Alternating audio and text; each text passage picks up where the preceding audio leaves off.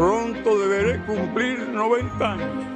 Pronto seré ya como todos los demás. I just have two more words to say.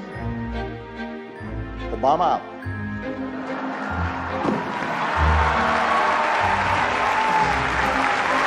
Look at those hands. Are they small hands?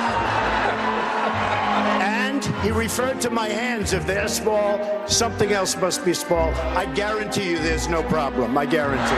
Смотрите на меня. Вы думаете, что мне что-то страшно? Спасибо. Нет. Спасибо. С нами Путин и Великая Россия. Я не друг, и не невеста, и не жених. Я президент Российской Федерации. Просто денег нет. Значит, найдем деньги, сделаем индексацию. Вы держите здесь. Вам всего доброго, хорошего настроения и здоровья. Мудру пораду російського поета Володимира Маяковського. Товарищ Москаль, на Ukraine шуток не скаль. Ich bin manchmal auch verzweifelt. Aber meine, wenn ich es jetzt so etwas hart sage, verdammte Pflicht und Schuldigkeit besteht darin, alles dafür zu tun, dass dieses Europa einen gemeinsamen Weg findet. Anneliği reddetmek, işte insanın yarısından vazgeçmektir. Daha geniş tutuyorum, insanlıktan vazgeçmektir.